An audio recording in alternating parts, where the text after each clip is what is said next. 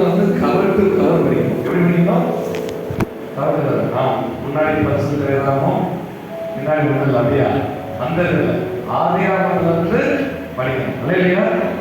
சமாதானத்தின் தெய்வம் தாமே சாத்தானை கால்களுக்கு கீழே சொல்லுங்க. இப்படி எல்லாம் வசனம் போய் நான் செய்தாங்க. சாத்தான பவர்ஃபுல்லான ஆளு. சபை கூடி வருவதன் மூலமா தான் என்ன பண்ண முடியும்? சாத்தான நம்ம விரட்ட முடியும். இன்னைக்கு துதி ஆராதனை நம்ம சர்ச்சை மட்டும் நடக்கல, அநேக ஆலயங்கள் நடக்குது. அப்ப இன்னைக்கு என்ன நடக்கும்? சாத்தானுக்கு வழியே இல்லை, பொய்யதான் ஆகும் இல்லையா? ஆண்டவர் பெரிய காரியங்கள் செய்வார். நம்ம சேர்ந்து பாடுவோம். என்னை விட்டா அப்படி பேசிட்டே இருப்பேன். என் வயசு பக்கத்துல உண்மையிலே இருக்கிறார். போதும் பாடுவோம், போதும் பாடுவோம். ஏன்னா 10 அளவுக்கு முடிக்கணும். ஆளுநர் சொன்னோம் ஐயா, இன்னைக்கும் நீங்க முடிக்கிற டைமுக்கு ஒரு நிமிஷம் கூட நாங்கள் என்ன பண்ண மாட்டோம், மேலே போக மாட்டோம். அதனால உங்களுக்கு பேர் கலக்காது போறாரு இல்லையா? கரெக்ட் டைமும் முடிச்சோம்.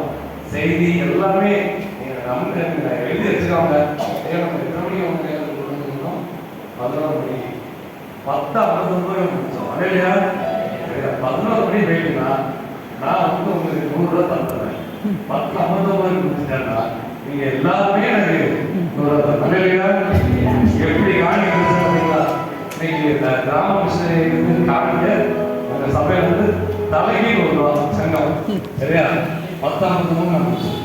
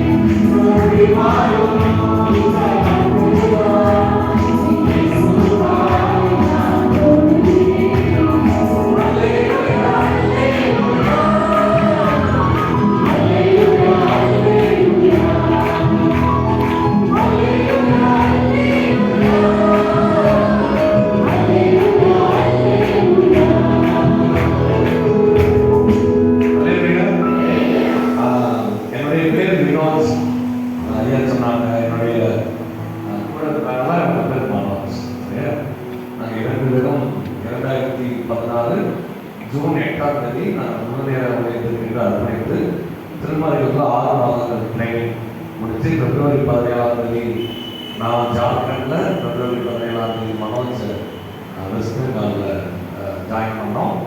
ஸோ அதுக்கு பிறகு எடுத்து 5 ஆண்டுகள் மனோஜ் வெஸ்ட் பெங்கால் அப்புறம் ஐஎம்எஸ் ஒர்க் பண்ணி அதுக்கப்புறம் அவருடைய உடல்நிலை சில காரியங்கள்னால இங்கே வந்துட்டாங்க. ஸோ கண்டிப்பாக பண்ண முடியல. அதுக்கப்புறம் நான் கூட ஒரு 5 வருஷம் கண்டிப்பாக பண்ணேன். எனக்கு ஒரு பெரிய விபத்து சரியாக 1.5 ஆண்டுகளுக்கு முன்பதாக ஜார்க்கண்ட் மாநிலத்தில் இரவு ஒரு 10:30 மணி இருக்கும். ஹெவி ரெயின் கடலில் NS road Delhi Jharkhand road டேரக்டாக 1000 கிலோமீட்டர் டெல்லி. ஸோ அந்த ரோட்டில் எனக்கு விபத்து நடந்தது. நம்ம கடற்கரையெல்லாம் நீங்கள் அந்த பாதுகாத்தா பின்னாடி இருந்தவர் என்னை ஒரு பெட்ரோல் பங்கில் படுக்க வச்சிருந்தாரு. கிட்டத்தட்ட 4 மணி நேரம் கழித்து தான் மனைவி அங்கே வந்தான். கிட்டத்தட்ட ஒரு 6 மணி நேரத்துக்கு மேலே நான் 6-7 மணி நேரத்துக்கு மேலே போகாமல் தான் இருந்தேன். எனக்கு நினைவில் என் மனைவி வந்து அவங்க கஷ்டப்பட்டு ஒரு ஹாஸ்பிட்டலில் சேர்த்து, அது ஒரு ஹாஸ்பிட்டலே சொல்ல முடியாது. அப்போ அவங்க ஃபஸ்ட் எய்ட்லாம் பண்ணி காலம் போன் ஃப்ராக்சர் அப்புறம் எனக்கு கொஞ்சமாக நினைவு இருந்தது. நல்லா யோசிச்சு பாருங்க, இப்படிப்பட்ட ஒரு கொடூரமான விதத்தில் சிக்கியிருந்த ஒரு மனுஷன் கண்ணை தப்போட என்ன பேசியிருப்பாரு. நான் எதுவுமா பேசினேன், என்னை சுற்றி ஏகப்பட்ட பேருக்கு எனக்கு ஆக்சிடென்ட் அதே ஸ்பாட்டில் ரோட்டில் ஜல்லியை பண்ணி வச்சுட்டு போயிட்டாங்க. இல்லையா 8 பேருக்கு ஆக்சிடென்ட், 8 பேரும் ஒரே ஆக்சிடென்ட். கண்ணை திறந்தோடனே நான் சொன்ன முதல் வார்த்தை, பரவாயில்ல இன்னைக்கு இந்த ஹாஸ்பிட்டலுக்கு நல்ல வருமானம். இல்லையா என் ஒய்ஃபும் எங்கள் பக்கத்தில் இருந்துச்சாலே வாயை கொடுத்துறாங்க, அந்த பாலி அப்படின்றாங்க. பக்கத்தில் டாக்டர் பிஞ்சர் பண்ணிட்டு இருக்காங்க, ஸ்டென்சிஸ் பண்ணிட்டு. நான் சொன்ன முதல் வார்த்தை, அந்த வழியோட நான் சொன்ன முதல் வார்த்தை, பரவாயில்ல நல்ல கலெக்ஷன். அதுக்கு பிற்பாடு எனக்கு தலை சுற்ற ஆரம்பிச்சு, பயங்கரமான தலை சுற்று. மேலே இருந்து கீழே பலமாக இருக்கும். அப்போ அப்படியே தலையை பிடிச்சிட்டு இருப்பேன்.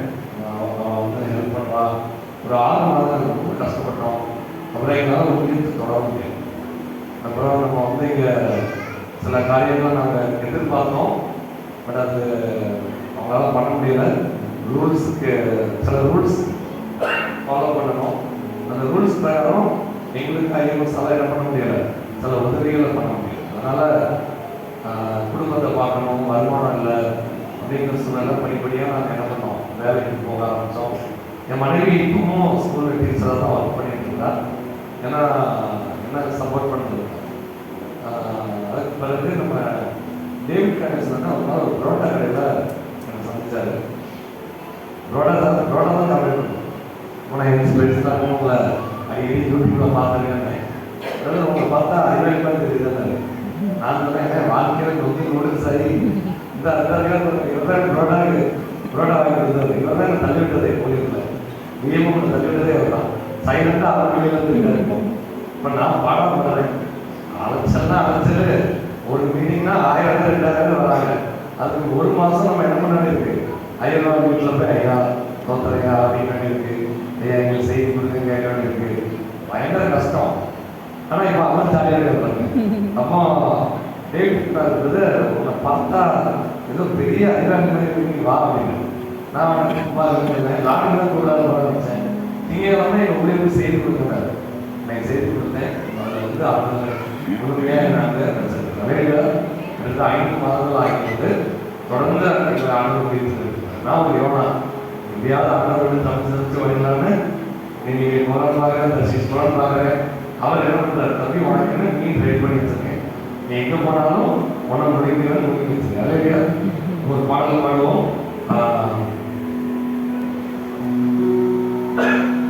உங்கள் நாமம் உயரணும் என்று மேன்மை அடையும் பாடுவேன் பாடுவோம். இது ஒரு புதிய பாடல், உங்கள் அனைவரும் தெரிந்திருக்கிறாரு.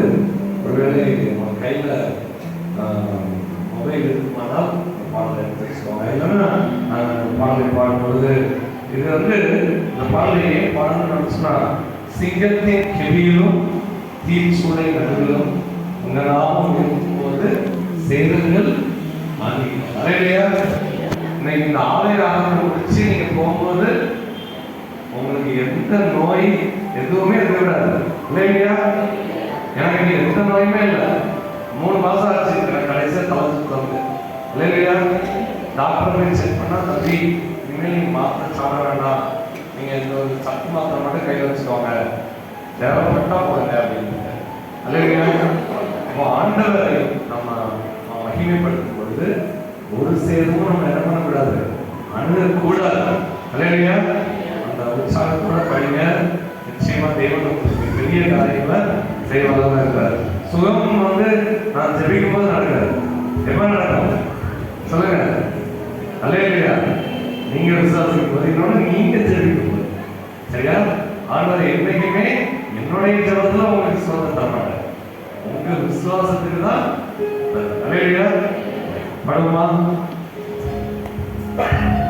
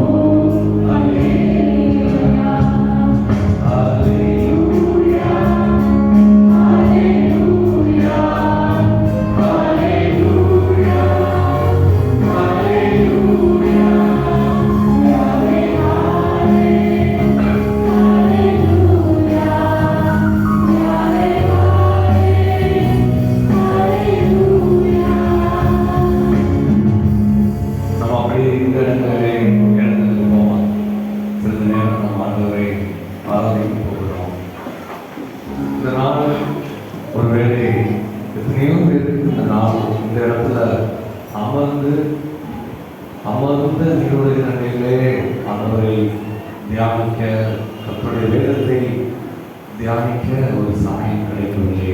ஆனால் ஒருவேளை உங்களுக்கு என்னையும் ஆண்டவர் பேசுகிறார்.